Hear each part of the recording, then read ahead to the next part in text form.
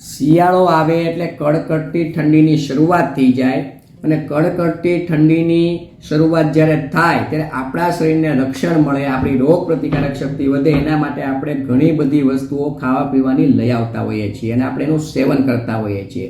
પરંતુ ખાસ શિયાળામાં 3 થી 4 વસ્તુ એવી છે જેને ફ્રીજમાં બિલકુલ મૂકવાની નથી. જો આ ભૂલ કરશો તો એ વસ્તુના ગુણ છે એ તમે ગુમાવી બેસો છો અને એના તમને ફાયદાઓ તમારા શરીરને મળતા નથી. તો શિયાળામાં કઈ કઈ વસ્તુઓ ફ્રીજમાં ન મૂકવી જોઈએ એમાં પ્રથમ નંબરે આવે છે ચ્યવનપ્રાશ.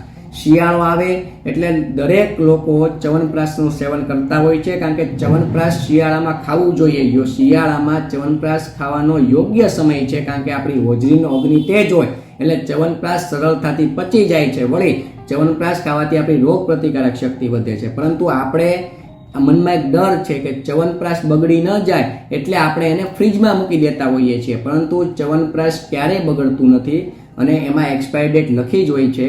અને ચ્યવનપ્રાશ તાજું બનેલું હોય તો તે અમુક સમય સુધી બગડતું નથી અને આપણે જેટલી જરૂરિયાત હોય એટલું જ ચ્યવનપ્રાશની ખરીદી કરવી જોઈએ. એટલે તમારે ચ્યવનપ્રાશને ક્યારે ફ્રીજમાં ન મૂકવું જોઈએ. જો તમે ચ્યવનપ્રાશને ફ્રીજમાં મૂકશો તો ચ્યવનપ્રાશ એનો મૂળભૂત ગુણ છે તે ગુમાવી બેસે છે. એની પૌષ્ટિકતા જે હોય એમાં તમે ઘટાડો કરશો એટલે તમારે ચ્યવનપ્રાશને ફ્રીજમાં ન મૂકવું જોઈએ.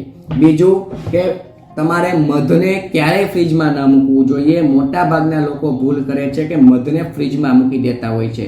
તો તમને લોકોને પ્રશ્ન થવો જોઈએ કે શા માટે મધને ફ્રીજમાં ન મૂકવું જોઈએ. મધ છે તે એન્ટીઓક્સિડન્ટ તત્વોથી ભરપૂર છે, એટલે તમે મધને બહાર મૂકશો તો પણ તે બગડતું નથી. તમે એને ફ્રીજમાં મૂકશો તો તમે ફ્રીજની અકુદરતી ઠંડીને સંપર્કમાં મધ સાથે લાવવા દેશો તો તે તેના મૂળભૂત સત્વગુણ ગુમાવી બેસે છે અને મધના તમને જે ફાયદાઓ મળવા જોઈએ એમાં તમે ઘટાડો હાથે કરીને કરશો. એટલે મધને ક્યારેય પણ ફ્રીજમાં મૂકવાની ભૂલ કરવાની નથી. આ વસ્તુનું ખાસ ધ્યાન રાખજો.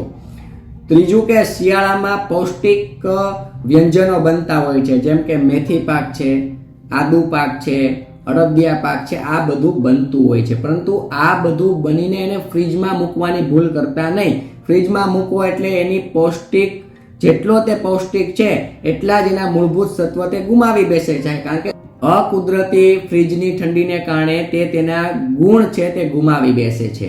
તો આપણે જેટલી જરૂરિયાત હોય એટલું જ બનાવીએ.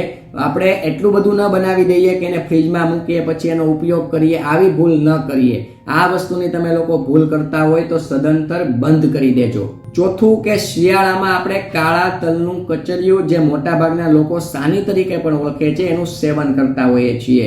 કારણ કે કચરિયું છે એ કાળા તલનું તેલ, કાળા તલ, ગોળ, ખજૂર, ડ્રાયફ્રૂટ, પીપળી મૂળ, સૂંઠ આ બધામાંથી બનતું હોય. શિયાળામાં ખાવા માટે તે ખૂબ ઉત્તમ છે અને શિયાળામાં ખાવાથી આપણા શરીરની રોગ પ્રતિકારક શક્તિ વધે છે અને વાયુ અને કફના રોગો શાંત રહે છે.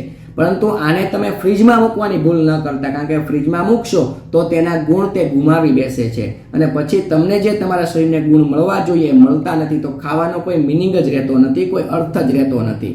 તો આપણે આને પણ કચરિયાને પણ ફ્રીજમાં મૂકવું ન જોઈએ. આ ઉપરાંત તમે લોકો બટેટા છે, પછી વધેલું ખાવાનું રાંધેલો ખોરાક છે, એ પ્રકારનું ભોજન પણ ફ્રીજમાં ન મૂકવું જોઈએ, કારણ કે એ પણ એના ગુણ ગુમાવી બેસે છે. અમુક વસ્તુનું ધ્યાન રાખો એટલે આપણે આપણા શરીરને નિરોગીતા ચોક્કસપણે આપી શકીએ છીએ. તો શિયાળામાં આ બધી વસ્તુઓ ફ્રીજમાં મૂકવાની ભૂલ ન કરવી જોઈએ.